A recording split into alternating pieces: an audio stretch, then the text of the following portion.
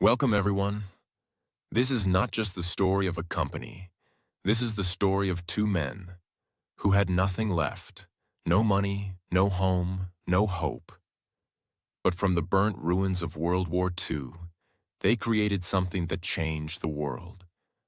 This is the real story of Sony, the brand that brought us the Walkman, the PlayStation, the first Japanese radio, and gave the world a new vision of Japan after war. But it's not just about business. This is a story about belief, about how an idea born in a broken building can become an empire that inspires generations. And you, yes, you, will not only feel inspired, you will learn powerful life lessons. You will learn how to never give up. And most importantly, you will improve your English in the most enjoyable way. So stay till the end of this journey, because this is not a boring business story. This is a movie, and now let's begin. Part 1. Bombs, Broken Buildings, and a Big Dream. The beginning of Sony. The year was 1945. The world had just ended the most brutal war in human history, World War II. And in Tokyo, Japan, everything was destroyed. Buildings were broken. Bombs had flattened cities. Millions of people had no homes, no food, no future. Among these people were two Japanese men. One was Masaru Ibuka, an engineer. The other was Akio Morita, a physicist. They didn't have much in common. But they had one thing that made them powerful: a dream. Masaru Ibuka was always curious. As a child, he loved opening machines, radios, clocks, not to break them, but to understand them. He believed, if something already exists, it can be made better. During the war, Ibuka had worked with electronics for the Japanese army. But after Japan lost the war, he lost everything. He had no job. His city was in ruins. His future? Unknown. But instead of crying, he picked up a few tools and started building something again. Inside a small room. Inside a damaged department store in Tokyo. That was the first spark of what would one day become Sony. That room was only 60 square meters, like a small kitchen. No fan, no heater, no windows. Just burnt bricks, broken chairs, and big dreams. Ibuka called it the Tokyo Tsushin Kenkyujo, Tokyo Telecommunications Research Institute. But let's be honest, it was just a broken room with a mad genius inside. And he started building things: radios, electrical devices, tools, machines. But he couldn't do it alone. Akio Morita was the opposite of Ibuka. Where Ibuka was quiet and technical, Morita was a visionary, a communicator, a leader. He came from a wealthy family of sake brewers. His father wanted him to run the family business, but Morita wanted more. He believed Japan could become a global symbol of innovation. He had read about Ibuka's little lab in a newspaper article. And when they met, they both knew instantly. We may be different, but together we are unstoppable. The war had just ended. Japan's economy was dead. People were hungry, homeless, hopeless. Nobody cared about electronics. Nobody believed Japan could produce good technology, not even Japanese people. But Ibuka and Morita believed something dangerous. We will not follow the world. We will lead it. They wanted to create a company unlike anything Japan had seen. Not just to make money, but to give hope to the Japanese people. Yes, the first product this now billion-dollar company ever made was a rice cooker. And it was a total failure. It burned the rice. It had no temperature control. Nobody bought it. But they didn't stop. They said, "We failed. So what? Let's try again." They kept building, testing, experimenting, until one day they saw a new opportunity. In those days, American radios were everywhere. Japan couldn't make its own. It had no transistors, no factories, no reputation. But Ibuka had an idea. Let's make the first Japanese transistor radio. Everyone laughed. Experts said, it's impossible. The government said, we don't have the parts.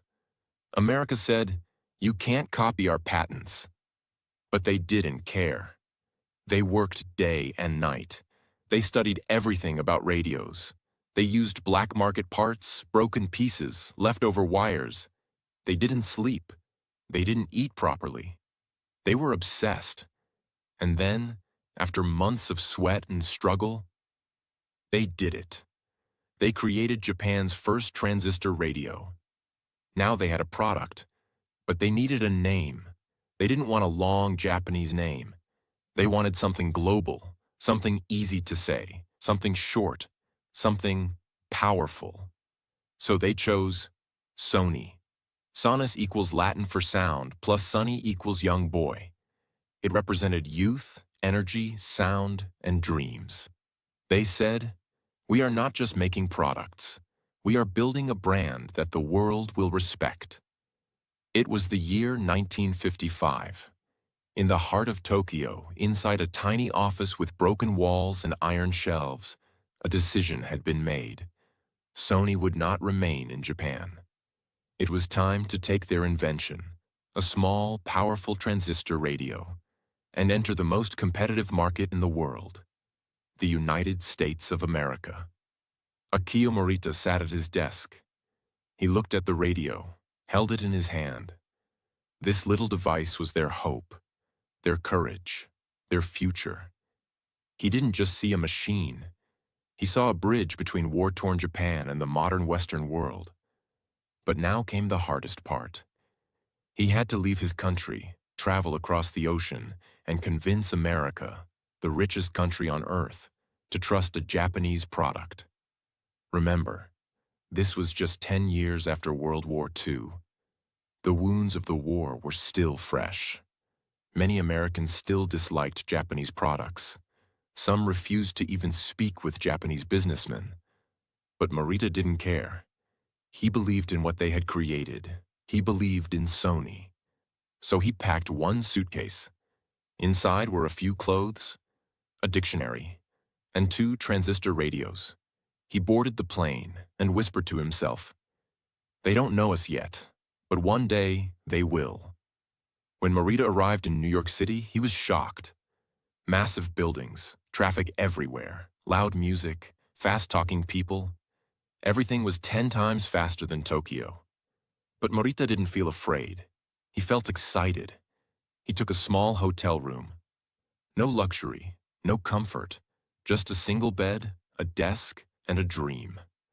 From that room, he began his mission, to sell the Sony radio to America. Morita started walking from company to company.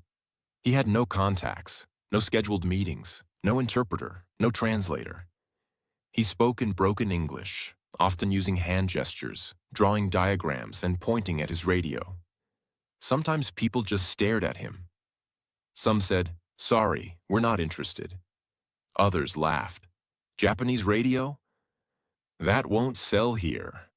He was rejected again and again, but rejection didn't stop him. He had walked through rubble after the war. He had seen hunger, failure, poverty. So this was nothing. Each morning he woke up, put on his suit, polished his shoes, picked up the radio, and went out again. Morita noticed something. Many American radios were big, heavy, and expensive. Sony's radio was small, light, and portable.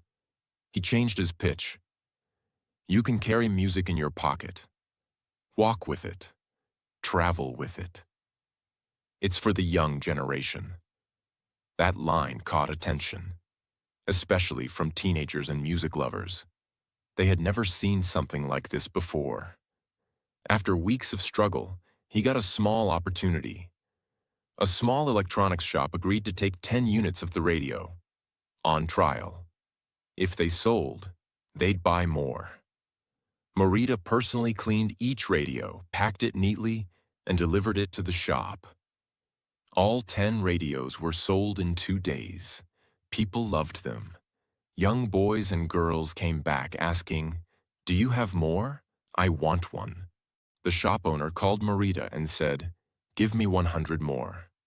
Soon after, a large American distributor noticed Sony's radio. They liked it. They wanted to sell it across America. But they had one condition. "We will buy thousands of your radios, but we will put our name on it. Not Sony, just our brand." To any other startup, this would sound like a dream deal. This was millions of dollars in future sales. A guaranteed entry into the US market. Security, stability, success. But Marita said, no. Even though Sony was still small, even though they were desperate for money, he said, "Our name is everything. We don't just sell radios. We are building a brand that people will trust. If we remove our name today, no one will know us tomorrow." It was one of the boldest decisions in business history. And the American company, and impressed by his courage, agreed to keep the Sony name. Sony received their first large US order soon after, 100,000 transistor radios, worth over $2 million, shipped across America in waves. And guess what? They sold out in just a few months. Teenagers loved the size. Adults loved the price. Stores loved the profits. Suddenly, Sony became a name everyone wanted to know. Marita decided it was time. Sony would now have an office in the US. He rented a tiny room in New York City. One desk, one phone, one assistant. But it was Sony's first global step. He worked day and night, answering calls, managing orders, building relationships. Back in Tokyo, Masaru Ibuka handled production. He expanded their small factory, hired more workers, improved quality. Together, they built a bridge between Tokyo and New York, a connection that would help Sony grow from a startup to a global giant. But Morita wasn't satisfied. He said, "We must not become lazy. One good product is not enough. We must create something the world has never seen." Sony's engineers were challenged to do more.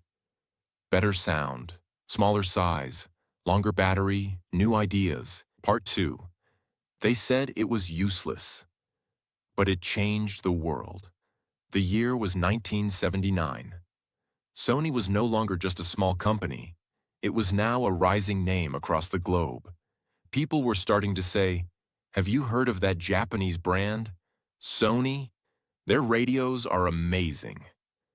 But inside Sony's Tokyo headquarters, Akio Morita was restless. He had seen success. He had opened an office in America. They had made millions of dollars in radio sales.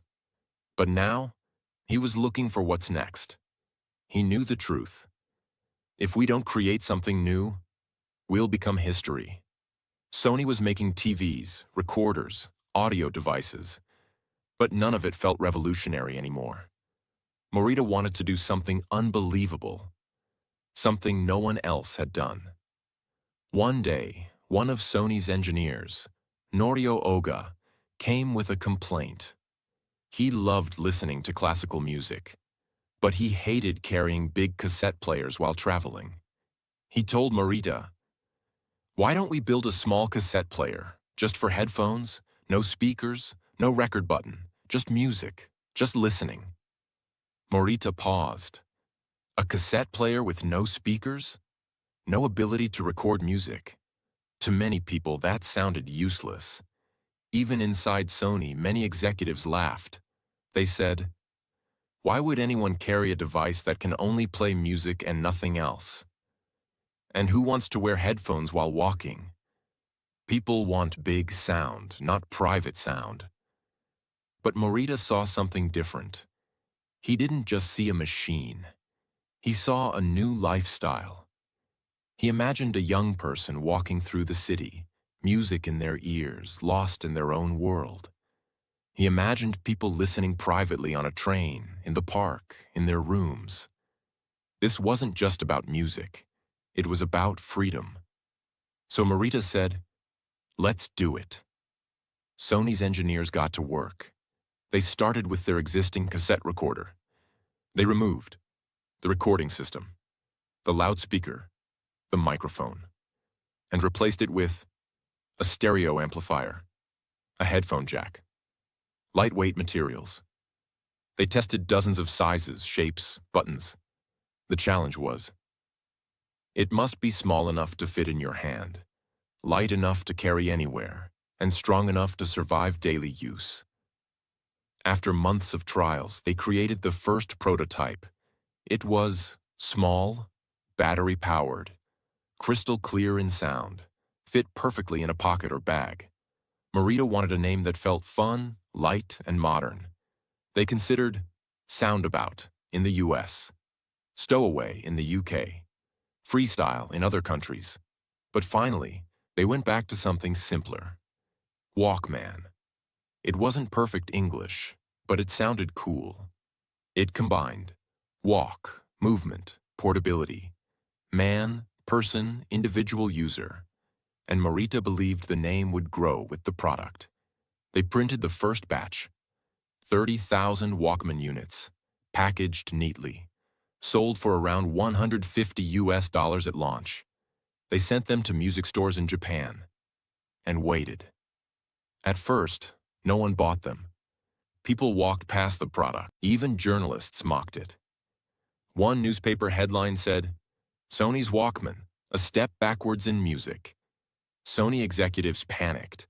They had invested millions of dollars into the idea. Was it a mistake? Marita didn't panic. He said, "People don't understand the Walkman because they've never seen anyone use it." So he launched a radical marketing plan. Sony hired young models and actors, gave them free Walkman players, and sent them to parks, subways, beaches, college campuses. They wore bright clothes, danced, smiled, and used the Walkman in public. Passers-by noticed. They saw people walking with music in their ears. They looked happy, stylish, cool. Suddenly, Walkman became a trend. People wanted to feel what these people were feeling. And within 2 months, Sony sold out all 30,000 Walkmans. Orders came from every direction: Europe, USA, Canada, Australia, Asia. Sony couldn't keep up with the demand. By the end of the first year, Sony had sold over 500,000 units. Within 5 years, they sold over 10 million Walkmans worldwide. Eventually, the number would grow to over 400 million Walkmans sold, generating billions of dollars in revenue. But more than money, Sony had done something no other company had done before. They had changed human behavior. Before the Walkman, music was shared in rooms, played on speakers. You couldn't listen privately. Music was for groups, not individuals. After the Walkman, people walked, jogged, traveled with music. Music became personal. Headphones became a fashion. The idea of my playlist, my world was born. Sony had invented personal music. Today, when you use Spotify, or put on earbuds, or create your own playlist, it all started with that one invention, the Walkman. Now, Sony wasn't just a company that made electronics. It was a brand that stood for innovation, independence, youth, culture, personal identity. People didn't just want Sony products. They wanted to be part of Sony's world. And Morita? He became a global icon. He was invited to business conferences, universities, innovation forums. People started calling him the Steve Jobs of Japan. Sony was flying high. The Walkman had changed the world. It was not just a product. It had become a symbol of culture. People walked with it, danced with it, lived with it. Sony had become a global brand, rich, respected, and rising. But Morita and the team were not resting. They had already changed the way people listened to music. Now they wanted to change the way people play. They wanted to enter a new battlefield, The world of video games. Why video games?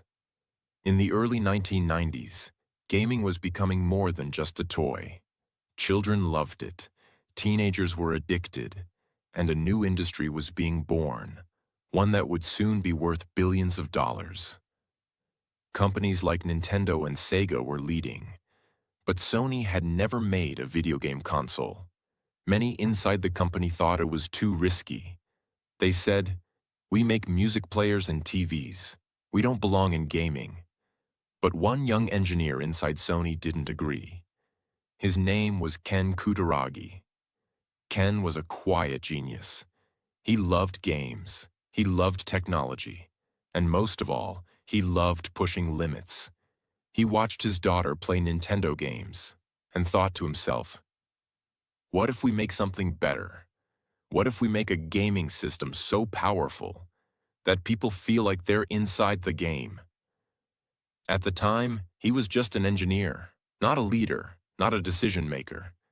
But he had a dream, and he had an idea. Sony didn't want to jump into gaming alone, so they went to Nintendo, the king of the gaming world at the time, and together they made a deal.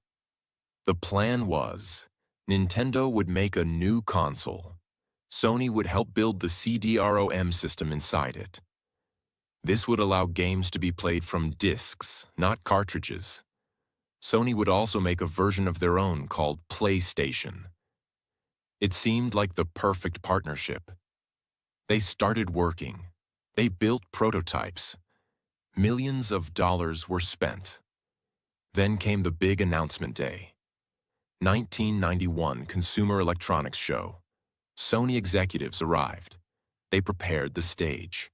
They were ready to tell the world, Sony and Nintendo, together we're creating the future of gaming. But what happened next was a brutal betrayal. Just hours before Sony's big reveal, Nintendo went on stage and announced something shocking.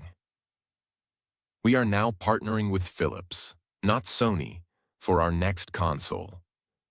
Sony executives were sitting in the audience. Their jaws dropped. The company they trusted, worked with, built for, had cut them off publicly, without warning. It was not just a business betrayal, it was a slap in the face. Millions of dollars lost, months of work thrown away, and worst of all, the entire industry watched Sony get humiliated. Most companies would walk away, but not Sony. Ken Kutaragi walked into the meeting room. He looked at the team. Everyone was silent, angry, embarrassed. He said, let's not fight them with words. Let's fight them with power. Let's build our own console, and let's make it the greatest console the world has ever seen. The room was quiet. Then someone whispered, let's do it. That moment was the birth of the Sony PlayStation. Sony gave Ken the green light, but with one condition. This must be different, not just a toy. It must be a full entertainment machine. Ken and his team worked like mad scientists. They built and rebuilt the console again and again. They focused on 3D graphics, fast processing speed, CD-ROM game loading, memory cards, epic sound quality. They didn't want to copy Nintendo. They wanted to destroy the old way of gaming. Finally, in December 1994, Sony launched the first PlayStation in Japan. Price: $299. Design: sleek, gray, simple. Controller: comfortable, easy to use. Graphics: revolutionary. And the result? It sold out in hours. People lined up in the snow, in the rain, to get one. Stores couldn't keep up with the demand. And then, Sony took it global. In 1995, PlayStation launched in North America, Europe, Australia. Sony didn't just sell a console. They sold a new experience. The ad said, live in your world, play in ours. The PlayStation allowed gamers to play longer games, watch real cutscenes, save progress, feel like they were part of a movie. It was fun, serious, and addictive. Kids loved it. Teenagers loved it. Even adults got hooked. Over 100 million units of the original PlayStation sold worldwide. Games like Tekken, Final Fantasy VII, and Metal Gear Solid became global hits. Sony made over $60 billion in PlayStation-related revenue over the years. By 2000, Sony had officially defeated Nintendo in global console sales. What started as a betrayal turned into the greatest revenge success story in gaming history. Most companies would have given up, but Sony turned anger into action, rejection into reinvention, betrayal into billion-dollar business. And all of it happened because of one betrayed deal, one quiet genius, one team that refused to quit. The PlayStation was no longer just a product. It became a movement. And Sony? Now, it wasn't just an electronics company.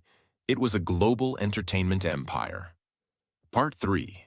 From game console to global stage, Sony becomes an entertainment empire. The PlayStation was not just a win. It was a revolution. Sony had entered the gaming world as outsiders. They had been betrayed, rejected, humiliated. But now, they were the leaders. They had already sold over 100 million PlayStations. The world loved Sony, and the world was ready for more. But deep inside Sony's Tokyo office, their top leaders were not celebrating. They were planning something bigger. Akio Morita had once said, "We are not a company that copies others. We are a company that creates the future." And that future was not just electronics. Sony was about to enter a completely different universe. Movies, music, media, magic. By the late 1990s, the world was changing again. People weren't just buying gadgets. They were watching movies, listening to CDs, playing 3D games, watching animated films, falling in love with stories. And Sony had a dream. Why should we only build the machine? Let's also control what goes inside the machine. They realized something powerful. If you own the device, you can make money. But if you also own the content, you can build a kingdom. So Sony made a bold, dangerous, and brilliant move. They decided to buy Hollywood. In 1989, Sony shocked the world by buying Columbia Pictures, one of the most famous movie studios in America. Price? $3.4 billion. The world laughed. Critics said, "Why is a Japanese electronics company buying a movie studio? They don't know Hollywood. They will fail." Even some Sony employees were scared. It was a huge risk. But Sony didn't care. They didn't just want to sell TVs. They wanted to create what people watched on those TVs. So they took control of Columbia and stepped into a world full of actors, directors, scriptwriters, awards, box office battles. Sony was now in the movie business. At first, Sony struggled. They made a few movies that failed. They lost millions. Hollywood laughed again. But Sony didn't quit. They learned. They adapted. They studied what people loved. And soon, they started producing blockbusters: Men in Black, Spider-Man, Jumanji, Bad Boys, The Karate Kid remake, The Da Vinci Code, The Equalizer. These films didn't just earn money. They became part of pop culture. They built emotional connections. They gave people heroes, stories, and dreams. By the mid-2000s, Sony Pictures had become one of the top 5 movie studios in the world. Their films earned billions of dollars at the global box office. But Sony didn't stop with movies. They moved even deeper into music. They already had a small music division. But now, they wanted to dominate. So they merged and grew into Sony Music Entertainment, one of the largest record labels in the world. and they signed some of the biggest artists in history. Michael Jackson, Beyoncé, Adele, Shakira, Justin Timberlake, Harry Styles, Miley Cyrus, Travis Scott, and many more. Sony was no longer just an electronics brand. They were now shaping the music people loved, the movies people watched, the games people played. They were building a world of emotion, one song, one story at a time. Imagine this. A person wakes up. They turn on their Sony TV, watch a Sony Pictures movie, play a song from Sony Music, pick up their Sony PlayStation controller. Game starts with the Sony soundtrack.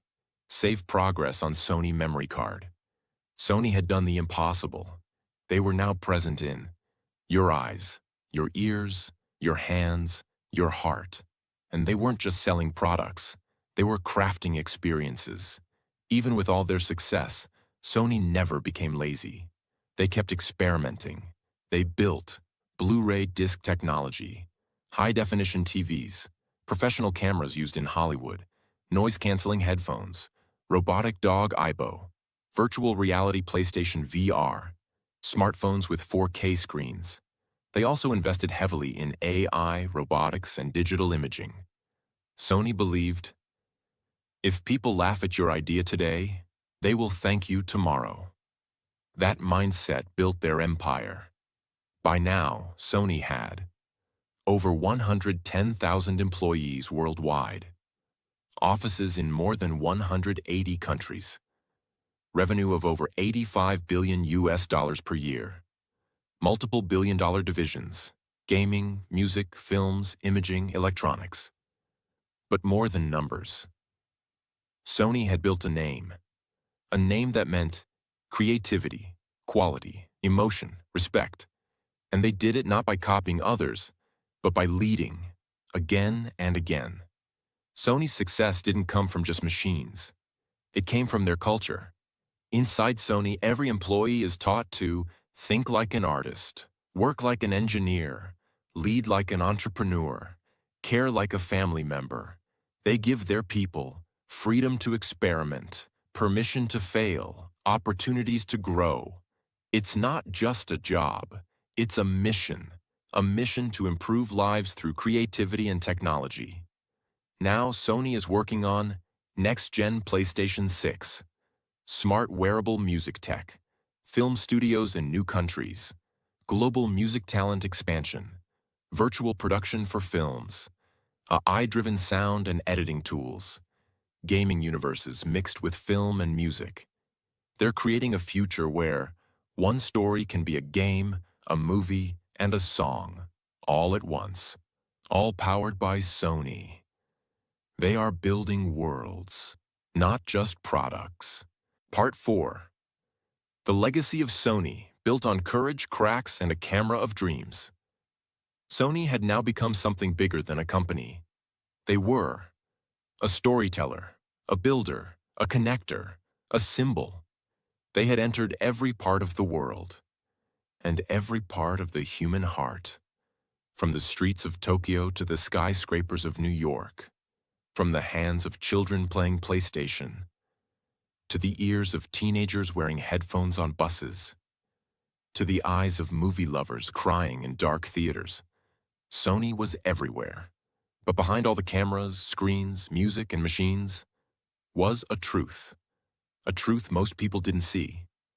And today, in this final chapter, you will see it. Sony's success was not made from shiny gadgets.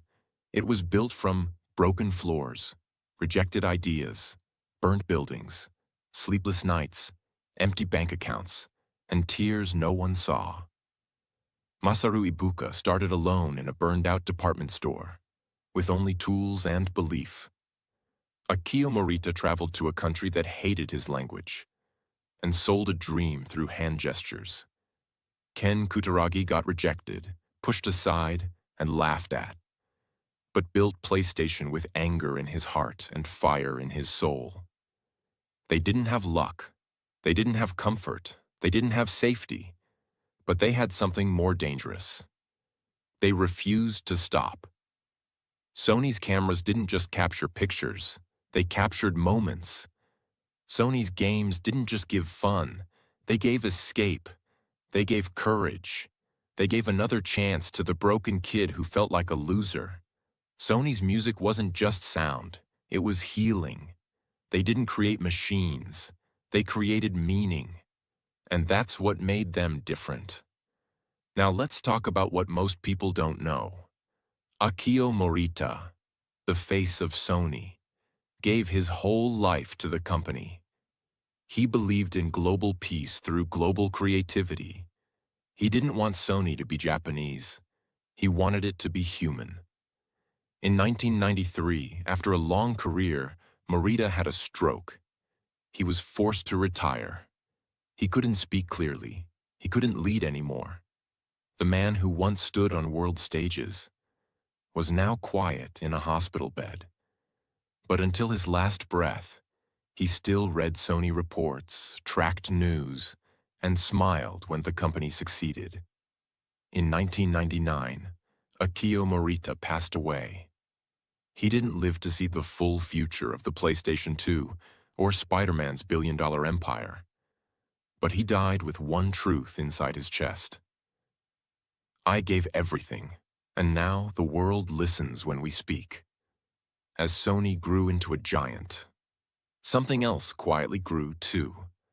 Pressure, competition, pain. In the 2010s, Apple, Samsung, and other giants began dominating the phone and gadget world. Sony's smartphone sales began to fall. They couldn't compete in the mobile wars.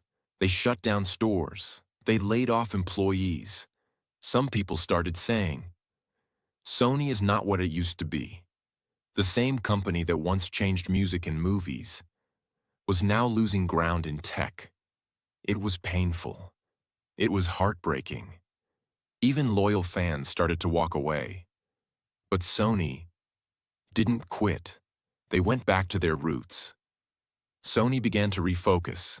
They doubled down on PlayStation. They improved their cameras, now used in most iPhones. They pushed deeper into music and film. They invested in sensors, AI, and cinematic technology. They didn't try to beat the world in every category. They chose to own what they were born to own: emotion, vision, experience. And that brought them back to the top. Today, Sony is one of the top 5 biggest media companies in the world, makes over $90 billion every year, owns Sony Pictures, Sony Music, Sony Interactive Entertainment, PlayStation, sells to over 190 countries, creates movies, music, cameras, TVs, and world-class gaming experiences, is behind many songs you hear, games you play, and films you love. But more importantly, they are a symbol. Final life lessons from Sony's story. 1. You don't need everything to start. Sony started after war. They had no money, no building, no support, but they had a dream. And that was enough. 2. If they reject you, rebuild yourself. Sony was betrayed by Nintendo, but instead of crying, they created the PlayStation. That betrayal made them billionaires. 3. Never put your name down for money. Sony refused to sell their radio without the Sony name.